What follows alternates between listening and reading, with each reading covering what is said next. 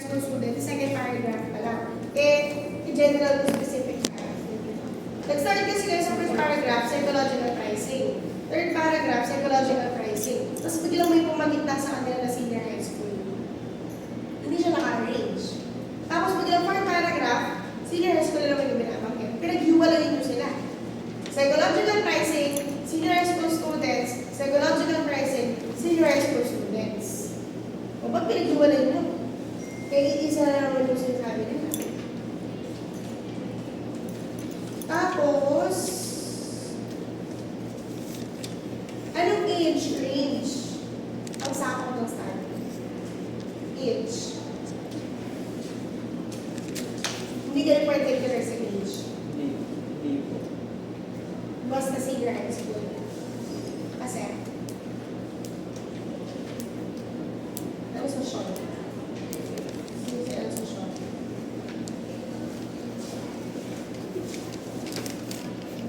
Are you particular with kids or hindi? Scope. Sige, flash yung scope. Hindi kayo particular, di ba? Hindi nyo mention eh. Bakit?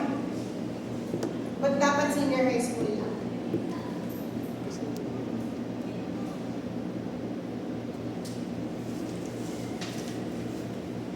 Anong meron sa senior high school? Bakit sila?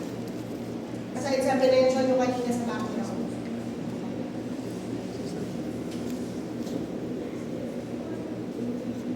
Ba't senior high school? Tapos ano? Ito yung topic. Ba't sila napili yung respondents? Pag nabibili kayo respondents, may reason. Dahil ba senior high school sila? Mas accessible po kasi sila. Yun yung reason. Aside from accessibility, syempre dapat fit dapat, di ba? Yung mga exposed sila. Ba't sila exposed? Kasi po dahil po sa technology po ngayon. So hindi exposed yung mga ibang age range. Yung college, hindi sila.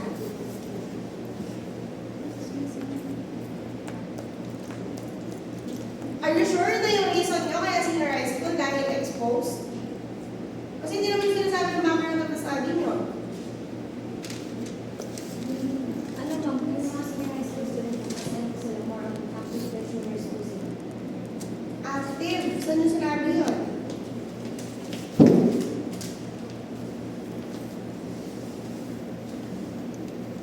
Dahil lang ba exposed sila? Anong reason ba senior high school? Kasi may paragraph kayo na ganito sa background. Minention naman dito eh. Tinatanong ko lang kung alam mo. Kasi sinulat nyo naman.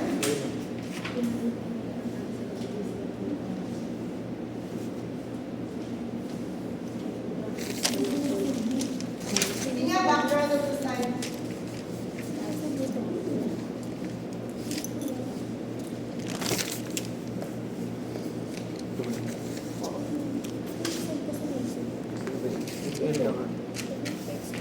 Meron sa paper, nakita ko ng paper kanina. Yung senior high school students. Ba't senior high school?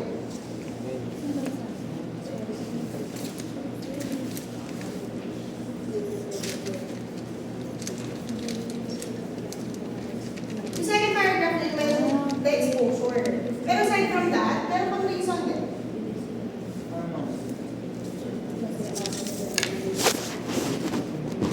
At the age po, students are never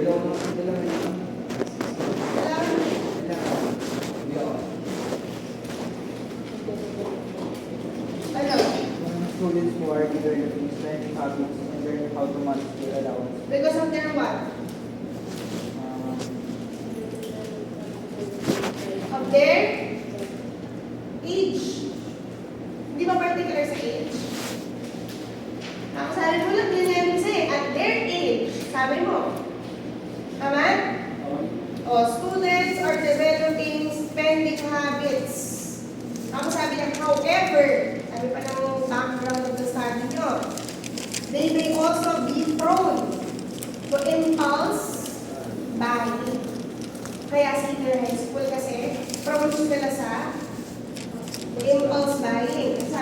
nyo, since senior high school students often fall into this demographic group, they are susceptible to emotionally driven and impulse buying decision. Tama? Tama ba? O ibig sabihin, kaya yung senior high school students, kasi meron kayo nakitang study na nagsasabi that they are more likely to be susceptible, emotional when it comes to impulse buying because of their age nga. So we are being particular with their age. Tama? Based sa paper nyo. Tapos sabi pa ng RRL, pero kung may-mention dito kanina na nabasa ko, that it is being particular with teenager. Sabi ko rin ng background nyo, further emphasize that price plays a mediating role in impulse buying, particularly among teenager. Sabi niya, teenager may mga senior high school. Teenager ba sila? Yes, pasok sila sa age range. So, ibig sabihin, yung mismong age, paulit-ulit siyang nakakonsider sa lahat ng mga sulat-ulit sa paper. So, why did you not consider the age sa spoken delimitation? Kung paulit-ulit na may na-mention sa background of the study, na nagiging impulse buyer sila dahil sa age. O, ba't din yung consider yung age doon? Lagi na lang yung age. Sana ma-mention niya teenager kasi meron kayong RRL. Kasi sinabi niya, teenager daw yung pro doon. Tama? O, ibig sabihin nga, pwede lang hindi consider yung mga 12 years old din na ba? Kasi nga, hindi na siya binabakapan yung RRL. Kasi sabi niya nga, teenagers lang. No? Na tayo. Yun yung may mga hindi ko importante. Binabanggit nyo pa yung peer pressure. May kinalaman ba yung peer pressure sa research? May kinalaman ba yung peer pressure? Wala. Kung dito sa sa RRT. Tapos, sige, conceptual framework. Conceptual framework. Ano yung title nyo? Psychological pricing strategy. Strategies, AID. Ano ma'am? Hindi lang natin. Wala yung strategy. Hindi lang nalagay ma'am. Oh. Impulse buying behavior. Ano will measure yun? Ma'am, hindi ko nalagay. Hindi nalagay yung strategies ma'am. Pero ano yung mga strategies ma'am yun? Oh, SOP. Sige, SOP. Ano yun na? What is the level of exposure of senior high school students to psychological pricing strategies? Ano yung sakop ng psychological pricing strategies na research? Yung sa inyo kasi marami yun. Ano yung sakop?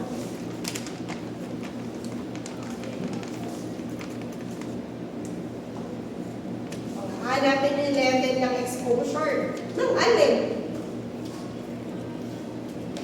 Ano ma'am? Ng impulse buying nila. Impulse buying behavior nila. Sabi mo psychological pricing na number 1. Ay, hindi. Yung level, ano ma'am? Paano sila na... What is the level of exposure? Gaano sila na-expose sa psychological pricing strategy? Bago ko sagutin yun, ano ba yung psychological pricing strategy na sa ng research? Eh, ang dami niya kasi sabi kanina ni Baltazar, chart pricing, buy one, take one, discounts, o ano yun sa ako ng research ko? May strategies niya eh. So, marami sila. Yung ma'am. Chart pricing, tapos discount, tapos bundle ko. Tapos yung... Ano din yung hindi kayo sasali? Wala. O, sasali nyo lahat. Specific dapat. Specific sa tao. Wala. Chart pricing. Chart pricing na lang. Tsaka yung... Wala, dami. Kapag ganyan, namimili kayo kung kapag halimbawa, kung 5 sila, tapos 3 lang yung sinakop ng research nyo, merong reason ba't 3 lang. Hindi dahil, ay gusto po namin 3 na lang. O, feeling po namin ito na lang 3.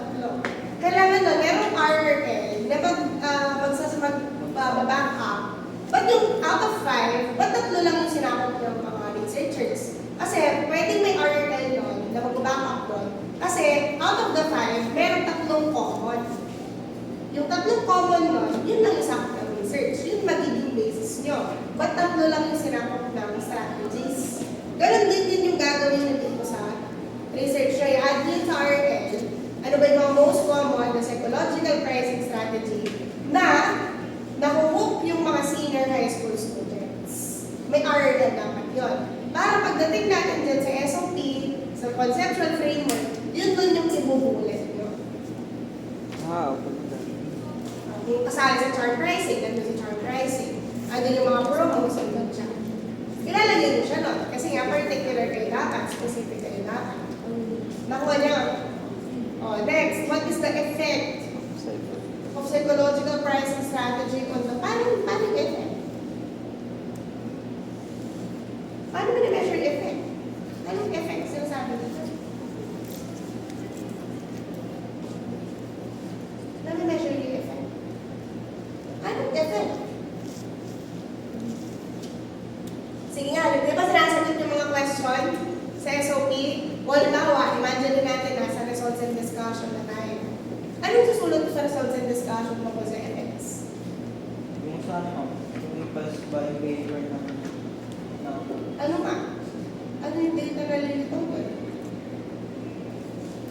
Anong epekto ni chart pricing sa impulse buying? Quanti pa mo kayo, ano yan? Hindi naman interview yan.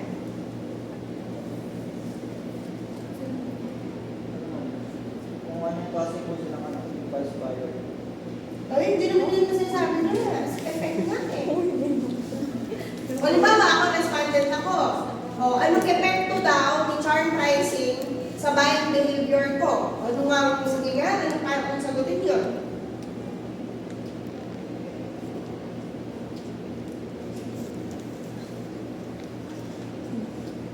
Wala. Hindi walang sagutin. O, ibig sabihin nun, hindi measurable yung SOP number 2. Palitan mo yan. Number 3. Has the greatest influence. Paano malalaman yung has the greatest influence? Ang din dyan. Ano mo yun? Sabihin mabalik. Mabalik ka na. Hardly. Sige. Paano malalaman yung number 2? Sa ano ma'am, sa yung psychological pricing strategy based yung sa chart pricing. Yung chart pricing mo mas, yun po yung greatest na... Paano nalaman? Ay,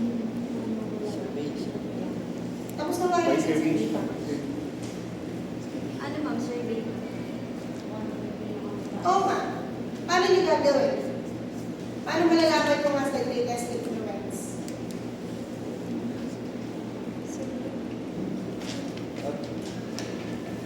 Gagawa ko ng scale po. Tapos, sasagutan ko ng consumers po. Yung tanong ko. Tapos, i-scale po nila kung gaano po So, sila. naka-particular kasi iba-ibang psychological pricing strategy. Tapos, i-scale ko sila isa-isa. Eh, paano kung meron hindi expose yung isang respondent sa isang pricing strategy? Ano yung sasagutan? Ano po? One lang po. Yung pinili lang yung sasagutan niya? Yung ano ma'am, yung one kasi never po. Tapos yung... Hindi nga. Pwede yun. Hindi siya exposed sa pricing strategy, pero respondent mo siya. Ay, hindi ma'am. Oo. Paano? Dapat ba yung mga respondents nyo exposed sa lahat ng pricing strategy? Dahil sasakopin ng research nyo. Hindi po. Hindi? O paano nila sasagot number 1? Halimbawa, respondent ako. Ano yung mga pricing strategy na nina-expect nyo isali? Charm. Ano ba? Discounts. Discounts. Ano? Pricing yung bundle. O, kunyari yung tatlong yun. Yun yung sakop ng research nyo, na-identify nyo na halimbawa. Tapos ako, respondent ako. Pwede ba na maging respondent ako kung hindi ako exposed halimbawa dun sa buy one, take one? Hindi po.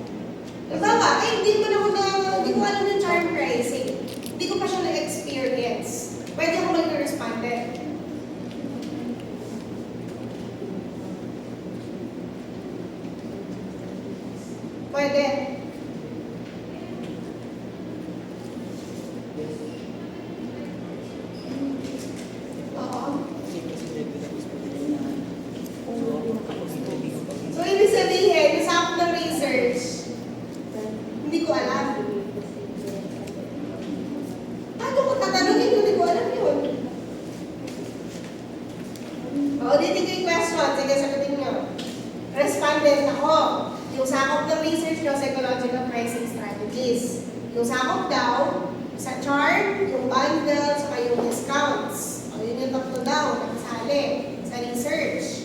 Ngayon, yung isa doon, halimbawa, yung chart pricing, hindi ako exposed. Pwede pa rin ba ako mag-respondent doon? If that is the case. Yes or no?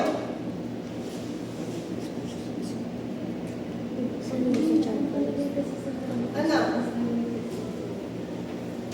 Pwede? Pwede?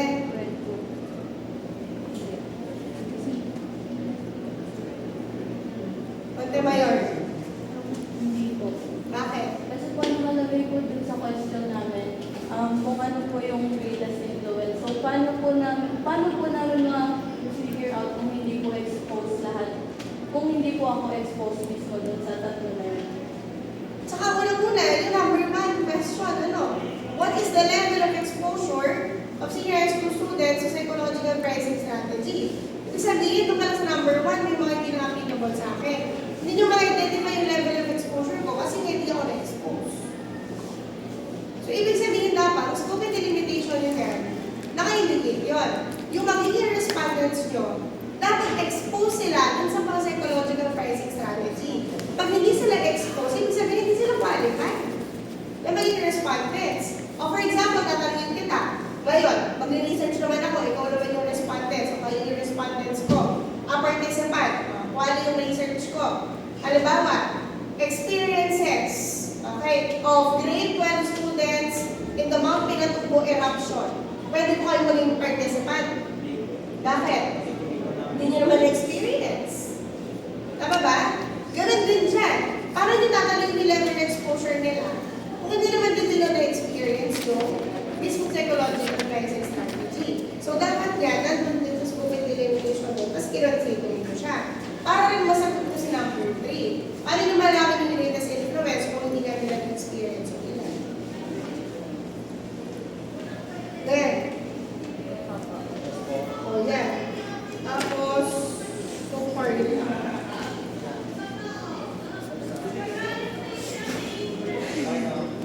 Tapos research project na, no? Hindi practical research 2. Hindi ka nakakamove.